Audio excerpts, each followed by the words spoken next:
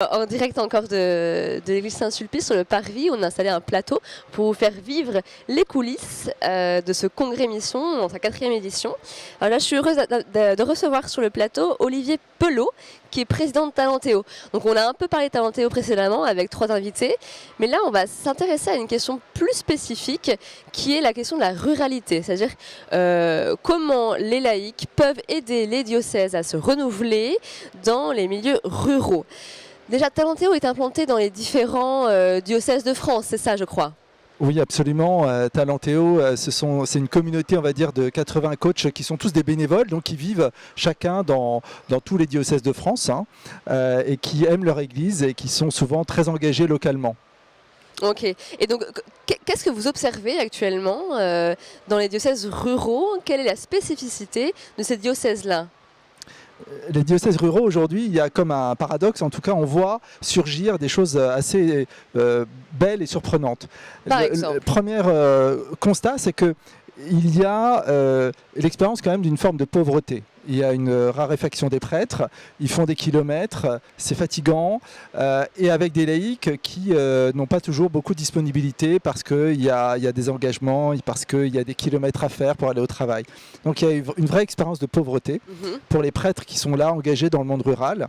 Et à la fois, entre guillemets, ils se disent il n'y a rien à perdre, il faut essayer, il faut tester. Et donc il y a beaucoup d'initiatives pour créer des réponses très innovantes pour la mission. Alors, par exemple, est-ce qu'il y a un exemple en tête? Qu'est-ce qui a été Par exemple, je pense sur ce doyenné large autour de Fontainebleau. Fontainebleau, c'est une ville plutôt de... Mais en fait, il y a beaucoup du monde rural tout autour. Ils ont créé des fraternités, des cellules d'évangélisation qui sont très, très belles, très, très puissantes et qui permettent vraiment d'accueillir des gens qui viennent de très loin, qui ne sont pas au départ très chrétiens et qui vont faire une expérience à la fois de foi fraternelle, très heureuse dans ces lieux-là, dans ces groupes où il y a une vraie densité humaine, fraternelle, et ils vont prier ensemble et ils vont grandir.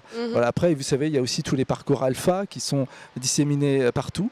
Mais ce qui est intéressant, en fait, dans tous ces lieux, toutes ces paroisses, c'est que se commence à s'interroger sur finalement la vision d'église, c'est-à-dire cette conversion pastorale dont nous parle le pape François.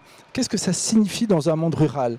Et on voit que le modèle finalement classique, on a une paroisse avec des tas d'activités, ça ne fonctionne plus. Et justement, je crois qu'il y a des diocèses qui ont expérimenté des fonctionnements où les prêtres n'auront pas forcément de paroisse attitrée, mais sont réunis en petites communautés et vont sillonner après en voiture à la rencontre en fait, des différents fidèles disséminés dans leur territoire. Je ne sais pas si vous avez vu ça. Oui, alors il y a beaucoup ça. Tout l'enjeu, c'est comment être pasteur. Vous voyez, c'est que quand on est volant, c'est difficile de connaître les gens et de les accompagner. Et donc tout l'enjeu de la vision pastorale dans le monde rural, c'est de dire comment, sur un grand territoire, ne pas être là à faire des kilomètres en s'épuisant et finalement en gérant la faillite, mais revivifier de l'intérieur, au plus près du territoire, dans les communes, en fait, des groupes de chrétiens. D'où l'enjeu pour nous très fort d'avoir des lieux d'annonce et d'avoir des lieux d'accueil et de vie fraternelle que sont par exemple les fraternités, que sont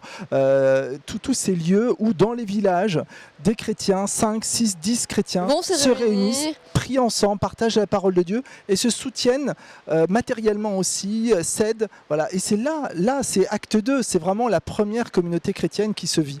Et ces groupes de laïcs, ils ont besoin d'un prêtre, non pas pour venir tout animer, faire les topos et tout, mais de suivre les responsables. Donc c'est ça le rôle du pasteur, c'est d'appeler, de former et d'accompagner les responsables de ces cellules, de ces groupes, de ces fraternités, et qui vont se démultiplier. Et il y en aura 1, 10, 20, 50, et sur des énormes paroisses comme on a dans le monde rural, par exemple, qui font 30 ou 50 km², eh bien, on peut avoir des centaines de ces groupes-là.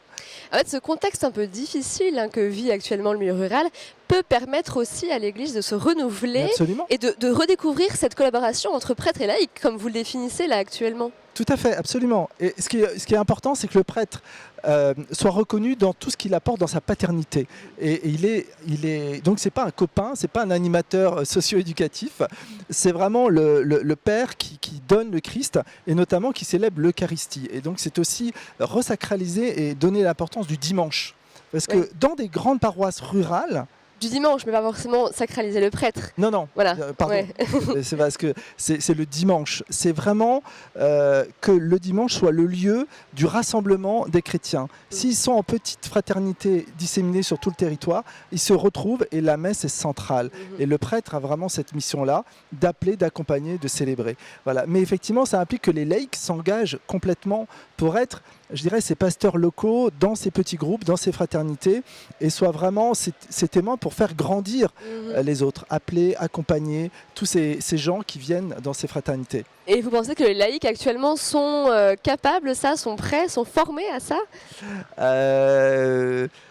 Ça demande un appel, ça demande une formation, ça demande un accompagnement. Si vous me dites, est-ce qu'ils sont prêts ? Certains le sont, d'autres pas.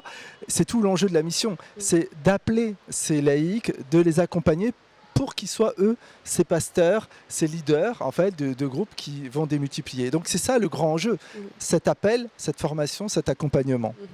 Que vous faites, que vous opérez avec Talentéo, dont vous êtes président, c'est ça ? C'est ça, donc Talentéo, en fait, cette communauté de coachs aide les évêques et les curés à en fait, vivre cette conversion pastorale.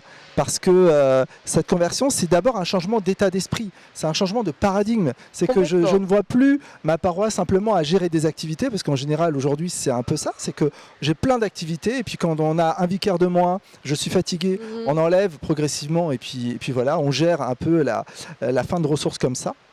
Ça implique un changement complet. Et c'est pour ça qu'on a des parcours comme Pasteur Solomon Coeur, qui sont des lieux pour les prêtres de reprise de recul et se dire voilà quel est mon appel pour repenser ma paroisse. Et Disciple au cœur brûlant, qui est également un parcours qui suit Pasteur Solomon Coeur, qui permet la mise en place très concrète d'actions dans ma paroisse. Voilà, tout ça, c'est des modalités qui aident les prêtres à accompagner en fait ces paroisses. Là, vous parlez beaucoup de coaching dans la dimension où vous coachez les prêtres pour accomplir des projets. Est-ce que vous les coachez aussi dans leur vie personnelle ? Parce que là, on voit l'actualité un peu sombre par rapport à ça. On a vu quand même cette tragédie à Rouen. Absolument. Est-ce que justement, il y a cette dynamique de coacher les prêtres, les accompagner dans leur mission pastorale et même leur vie personnelle ?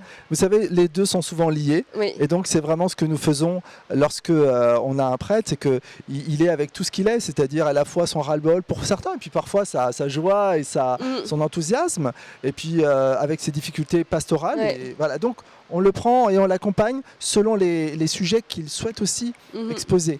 Pour certains, on va sur cet enjeu de fatigue, parfois de ras-le-bol, de burn-out.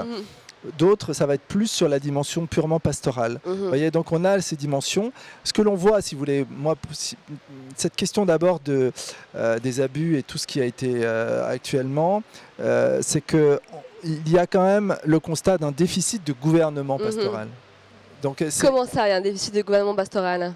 Le problème, c'est à la fois évidemment ce qui a été les actes qui sont abominables et qui ont été posés, mais surtout la non-dénonciation et la façon dont ça a été géré. C'est surtout ça aujourd'hui qui fait scandale. Oui, bien sûr. Et donc on voit bien que là, il y a eu un déficit de gouvernement pastoral dans l'Église. Donc tout l'enjeu, c'est de travailler. Qu'est-ce que c'est que exercer ce gouvernement pastoral ?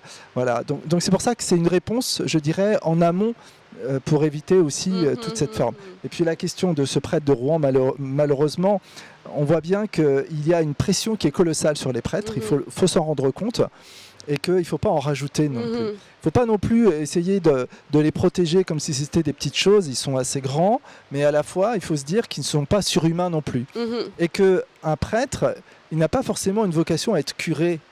Alors aujourd'hui, un prêtre, il est voilà. Il devient curé directement ou très peu de temps après être ordonné. Exactement. Bien sûr, et donc cette vocation au sacerdoce qu'il a reçue, ça implique aussi d'être accompagné, d'être formé pour être en exercice de curé. Voilà, cet exercice du gouvernement n'est pas non plus. C'est pas parce que j'ai une belle vie de prière et que je suis bien formé en théologie que je serai un bon curé. Il y a aussi dans la formation des curés et des évêques ces trois fonctions, les triamunera, c'est la fonction de sanctification, d'enseignement et de gouvernement.